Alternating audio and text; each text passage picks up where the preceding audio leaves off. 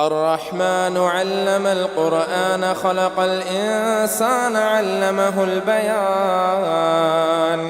الشمس والقمر بحسبان والنجم والشجر يسجدان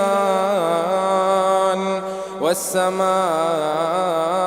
رفعها ووضع الميزان ألا تطغوا في الميزان وأقيموا الوزن بالقسط ولا تخسروا الميزان والأرض وضعها للأنام فيها فاكهة والنخل ذات الأكمام والحب ذو العصف والريحان فبأي آلاء ربكما تكذبان خلق الإنسان من صلصال كالفخار وخلق الجان من مارج من نار فبأي آلاء ربكما تكذبان رب المشرقين ورب المغربين فبأي آلاء ربكما تكذبان مرج البحرين يلتقيان بينهما برزخ لا يبغيان فبأي آلاء ربكما تكذبان يخرج منهما اللؤلؤ والمرجان فبأي آلاء ربكما تكذبان وله الجوار المنشآت في البحر كالأعلام فبأي آلاء ربكما تكذبان كل من عليها فان ويبقى وجه ربك ذو الجلال والإكرام فبأي آلاء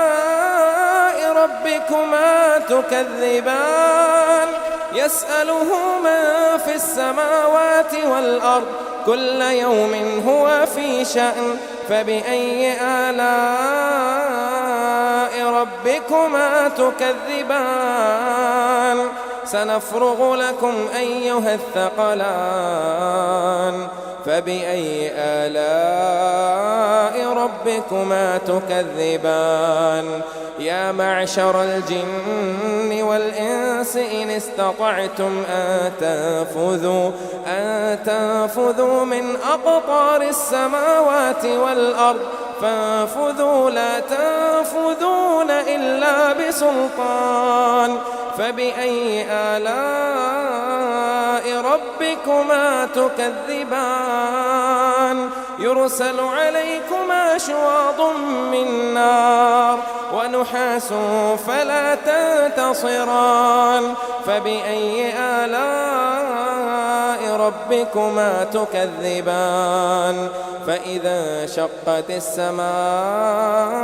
فكانت وردة كالدهان فبأي آلاء ربكما تكذبان فيومئذ لا يسأل عن ذنبه إنس ولا جان فبأي آلاء ربكما تكذبان يعرف المجرمون بسيماهم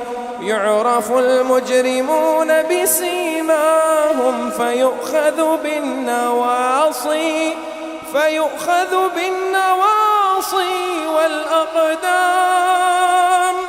فبأي آلاء ربكما تكذبان هذه جهنم التي يكذب بها المجرمون هذه جهنم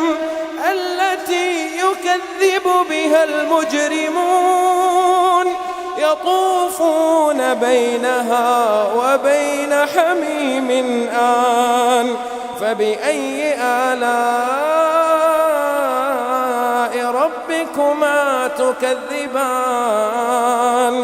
ولمن خاف مقام ربه جنتان فبأي آلاء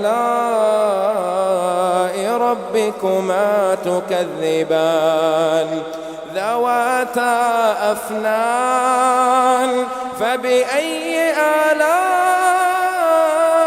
ربكما تكذبان فيهما عينان تجريان فبأي آلاء ربكما تكذبان فيهما من كل فاكهة زوجان فبأي آلاء ربكما تكذبان متكئين على فرش بطائنها من استبرق وجنى الجنتين دان فبأي آلاء ربكما تكذبان فيهن قاصرات الطرف لم يطمثهن إنس قبلهم ولا جان فبأي آلاء ربكما تكذبان كأنهن الياقوت والمرجان فبأي آلاء ربكما تكذبان هل جزاء الإحسان إلا الإحسان فبأي آلاء ربكما تكذبان ومن دونهما جنتان فبأي آلاء ربكما تكذبان مدهامتان فبأي آلاء ربكما تكذبان فيهما عينان نضاختان فبأي آلاء ربكما تكذبان فيهما فاكهة ونخل ورمان فبأي آلاء ربكما تكذبان فيهن خيرات حسان فبأي آلاء ربكما تكذبان حور مقصورات في الخيام فبأي آلاء ربكما تكذبان